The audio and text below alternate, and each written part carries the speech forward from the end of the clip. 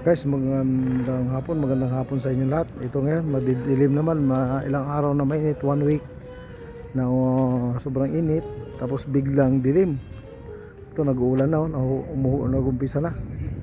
Kapal. Lamig na ng panahon. Kapal, nagabagsak na siya. At huwag magpaulan sa init at tayo itatrangkasuhin. Init maghapon, tapos biglang ulan sa ganitong oras. Mabasa, trangkaso ang labas. Yan, kaya ingat sa ulan. Sa ulan, huwag magpaulan mga idol. At medyo di magandang panahon ngayon. Hindi natin alam kung may bagyo o kung lang ito, amihan o man.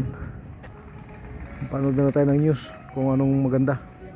Ibabalitaan nila tungkol sa panahon ngayon. Magandang hapon mga idol.